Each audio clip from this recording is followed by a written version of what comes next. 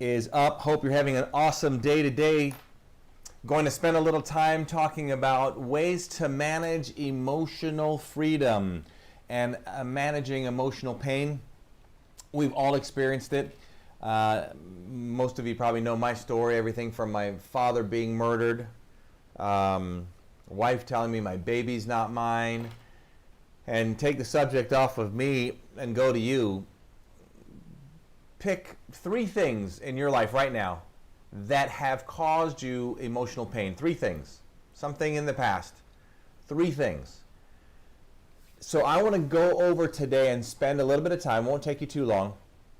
I want to take a little bit of time and go over some ways that you can manage emotional pain. And it should be common sense why we want to do that. But you know, there's a lot of reasons why people don't focus on managing their emotional pain.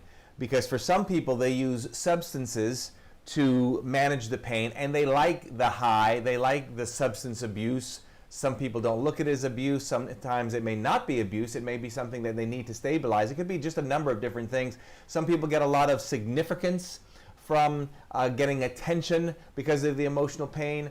Sometimes we're just afraid of it, afraid of letting go because it's become our identity for so many years. So I want to share with you some things today that we can focus on to help manage some of that emotional pain. Ultimately, what you want to do is you want to be able to push, beyond the emotional pain. So let's talk about it. Okay.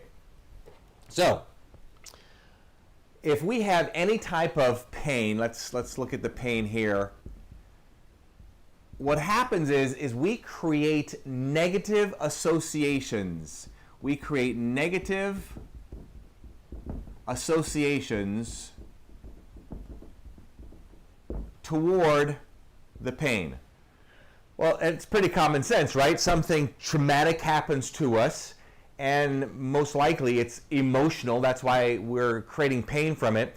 So now, because it's so emotional and painful, when we think about it a week later, a year later, 5 years later, 10 years later, if we're not careful, we'll constantly be thinking about it, and the emotions and the thoughts are going to be what? They're going to be negative.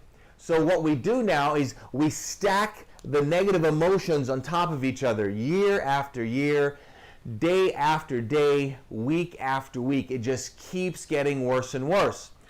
So if we know that one of the reasons that we have a hard time moving on from emotional pain is because we have created negative associations to the pain, what do we need to do then to be able to move away from some of the pain?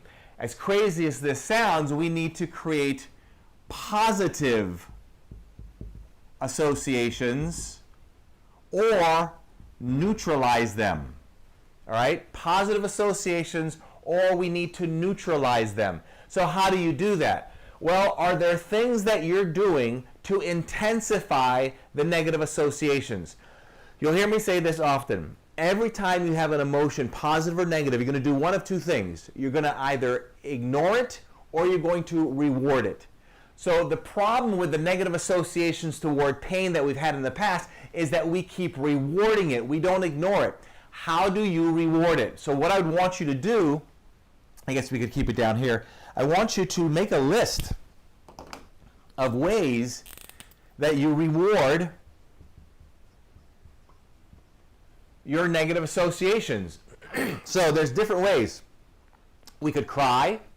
We could go to alcohol or drugs. We could freeze. In other words, just be isolated, say nothing to people. Maybe we panic. We create an increased heart rate. There could be a number of different things. So if you can be aware of all the things that you do, literally write them down. 1, 2, 3, 4. Write down the ways that you reward the negative pain. Now you are aware of it. Most people are not consciously aware of the things they do to reward their negative pain. And if you're not aware of the things that you do to reward your negative pain, it's going to keep happening over and over and over. Now, of course, I could go in for hours and hours and hours on ways to do this, and most of you know about my my Freedom Challenge, Move Toward Emotional Freedom. So if you have not signed up for that, make sure you do. We'll get a link in the comments below. And I'm going to share with you numerous ways to create different associations. And it's one of my obsessions to help people remove the pain and the suffering that they've experienced in life. And I have had so much of that. You got to get to the point that, you know what, how do I make my life better? And if we don't acknowledge that we need to change these things, this negative association continues on and on and on. All right, so I want you to know there's hope out there. Hope you've enjoyed today's video. I'd love to see your comments below. I do take as much time as I possibly can to respond to them. I'm out of here. I'm going to do some more of these later on. Make sure if you haven't registered for the event, there's going to be the link below. Look forward to seeing you and spending time. We're going to be doing this live for a week. It's not every day for a week. It's a couple hours a day. And this is going to be a great way for us to interact together. So I'm out of here. See ya. Love you. And between now and the next time we get the chat, you know what to do. Don't let anything or anyone rent space in your head.